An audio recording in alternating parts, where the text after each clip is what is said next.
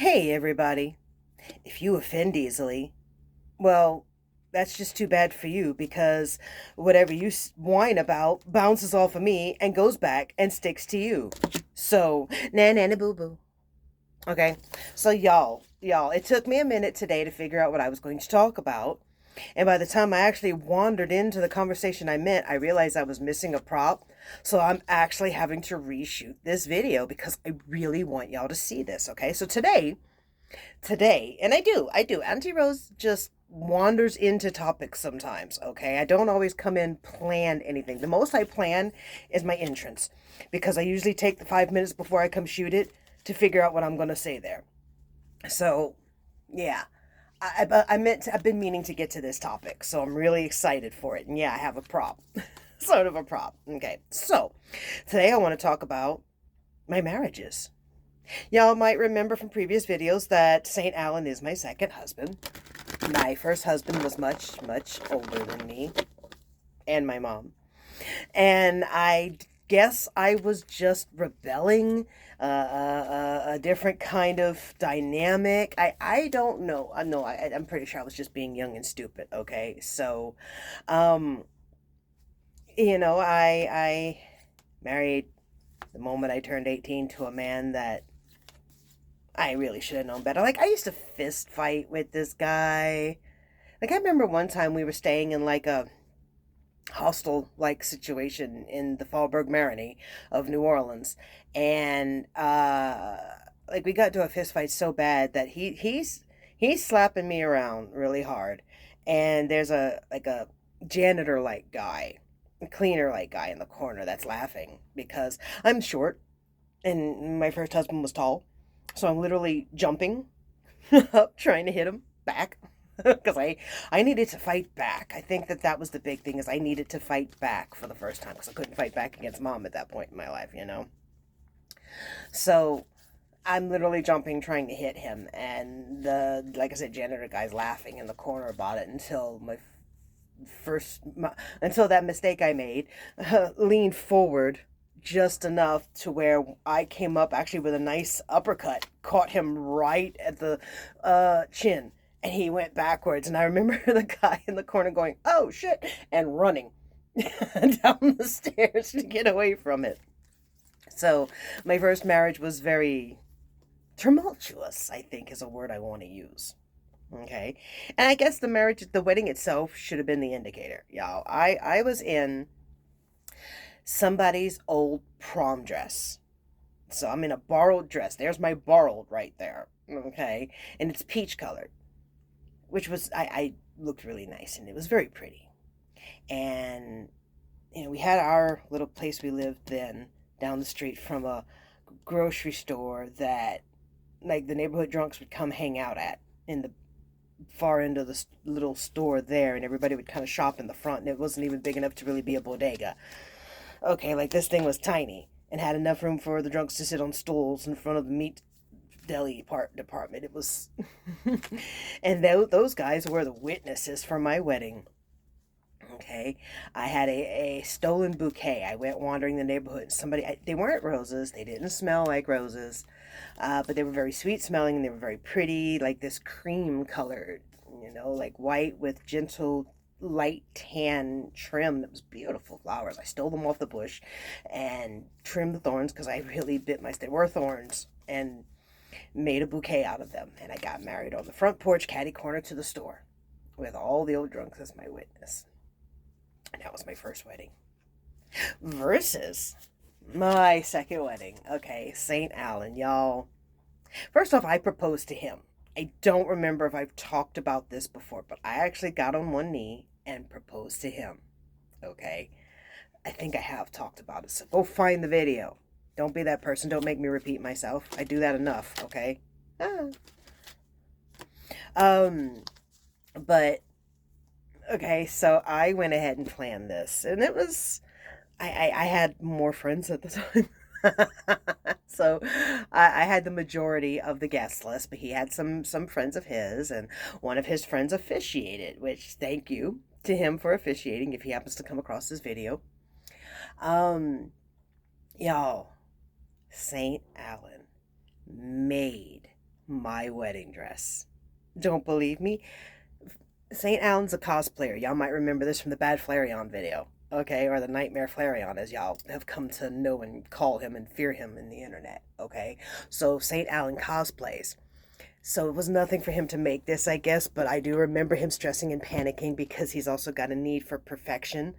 And my wedding dress just could never be perfect enough. Now, I want to let y'all know that I was 70 pounds heavier, 75, depending on a good day for me. Hormones are making me fight that 10 last pounds. Anyway, and I lost a lot of weight.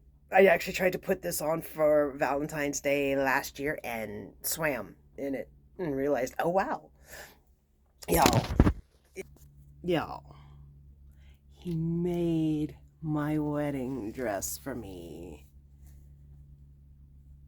And I had to put on a corset to fit in this thing. And he actually ended up having to, y'all forgive the chaos. He actually had to put in darts here to make it fit because even the large pattern was still not big enough. I mean, there's a capelet. There's a capelet that goes on this. Okay. And he made my wedding dress. Nobody's borrowed peach prom dress. No, he made, there's a zipper in the back. He made my wedding dress, y'all. Y'all. I felt like a princess. I have expensive taste, so I'm not sitting there.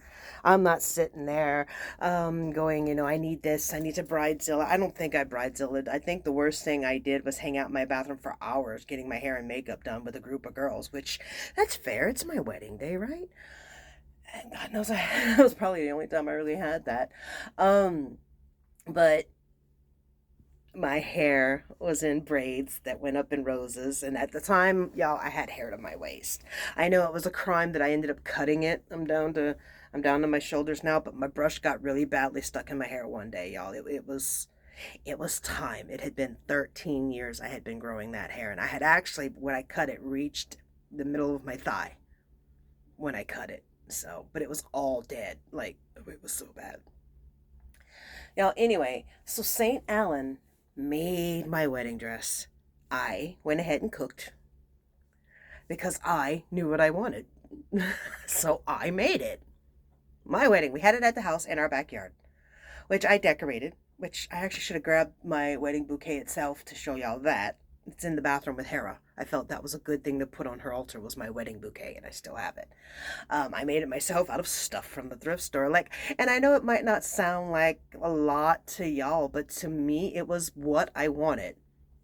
It was absolutely what I wanted, and it was hundreds, millions of times better than my first wedding. Y'all have no idea, even for how, because I wanted something so small. Y'all, the wedding cake. Tried to get a rose. Y'all tried to get a rose. Okay, first off, I want to explain that St. Allan was in the burgundy shirt that had the pink cuffs and the pink cuffs there because that was what he wore to our first Valentine's Day together, which was about a month after we started dating, okay? So that's why everything was kind of pink and burgundy themed, all right? It was actually to match his shirt. And I just wanted something small and simple, but I needed a good cake, and roses were the theme. And I should have gone with little rose cupcakes. Those would have been a million times better, but then we wouldn't have the memory of the cabbage rose. The cabbage rose. It looked like a red cabbage. I wanted a big rose. They said they could make a big rose, and they made a big cabbage. A big red cabbage. And there was so much fondant, hard icing stuff to shape the rose that, okay, so he joked and that he was going to smash my face into it, but we had discussed beforehand that would probably leave bruises.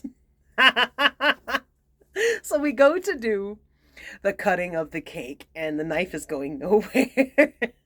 Like, we're not getting it in. And so we actually have to push down, and the cake itself was good. It was just getting through all the fondant was like breaking into security at a bank or something. Like, it was crazy. And yeah, but we have pictures of that, and that was really fun. And as I was taking the vows with Alan, we had agreed, okay, we had agreed that as soon as we said I do, we would both look at each other and go, sucker, or something like that. I'm the only one who did it, okay? So, yeah. But still, we agreed we'd burn the receipts. No receipts, no returns, okay? He actually, early into our dating, found our song for us. He found it. Like, y'all, this guy is so romantic. I don't know how the hell someone like me lucked out. I don't know how I deserve this. This man is so romantic, okay? Like, he found our wedding song, or our song, and it's You Got It by Roy Orbison. He found it. He's like, this song reminds me of us. And I'm like, oh my God, this is a great song for us. So he found it. All right. So it was supposed to be that as soon as husband and wife, my friend was supposed to or no, his oldest daughter was supposed to hit play on the stereo, and she suddenly couldn't find it. And my sis was maid of honor, and I didn't, my mind blipped and forgot she was right next to me, so I called to her to fix the problem for me because she's my sis and I could count on her to do that, right? So I hollered at her to fix the stereo, and she's like right next to me going, okay, and I'm like, oh God, sorry. And so she had to run down the stairs and go find play on it to play our wedding song as we were coming down the stairs, because the house we were living in at the time actually had you went up the stairs and you had the kids' rooms on this side and the master bedroom was this side, and there was a balcony that went over the living room. So we got married on that. Like, God, I wish we could have bought that house. That would have been a nice house. I would have loved that house. But I'm glad I don't live in something with stairs, balcony or not. But still, it was a hell of a place to get married. And our wedding song played, and we had Swedish meatballs and pineapple chicken, because that's what I wanted. And we had red rose cabbage cake, and I have a dress that swims on me now that was made for me by the most romantic man in the world. And y'all, that's my life. That's my life. Y'all, let's do a reading today. Okay, so I didn't know what deck I was pulling out, and I ended up pulling out the Vampire Tarot. Dun, dun, dun. Vampire Tarot. So that's the one we're going with, because apparently that's the one that wanted to talk. And since I'm running a little late, we're going to keep it short and sweet. As always, remember, this is a cold reading. That means I don't know you, and this reading's not intended for you. So if it fits, congratulations, you got a free reading. All right, and it's just a couple of quick cards. All right, so we have the Wheel of Fortune. You notice this one comes up for me a lot. The wheel is always turning for me. I'm constantly cranking that thing, okay? And we move on to the next, and we move on to the next, and we go, and we go, and we go, okay? What goes down must come up. And that's the way I always look at it. A lot of people might seem to think, oh, it's going down. I pretty much always assume I'm in the down. So I always have the optimistic view that things are going to improve. I mean, what are they going to do? Get worse? Oh, Six of Swords. I noticed this one portrays it differently. Six of Swords usually means a victory. The swords are in the ground. It means you've accomplished what you set out to do, if I'm remembering correctly. Thankfully, this one comes with a book, and I don't have my Cat People deck in front of me to reference. Let me just double check. Oh! There's a chance that I might have confused this with the Six of Wands. Okay, so this is like choice, movement, and a balance between strengths, which I actually should have gotten at for the fact that the swords are crisscross. Okay, and it's a mermaid. So yeah, according to that, it's movement. So you see, no matter how long you've been reading for, and I've been reading for 25 plus years, sometimes you still got to go read the book. Don't be ashamed, folks. Don't be ashamed. Seven of Swords. Now, y'all just saw me random pull this. Well, now I've got a Seven of Swords going on here. Now, all the swords are pointing downward, which means a finished position. The work is done. Let me double check its meaning, because I'm not as familiar with this deck. The visual doesn't connect with me. A bat statue with arms thrown backwards and head full of determination represents hope and will. It's an uncertain situation full of commitment and discussion are required to win, and some criticism will come. What does that mean? Y'all going to leave me bad comments that I'm not going to read because Saint Allan filters them for me? Well, bring it. Like I said, nana boo boo. All right, y'all, we're going to go ahead and cut it after just a 3-card reading because I'm going to go ahead and get on to the rest of my day. So, bye, y'all.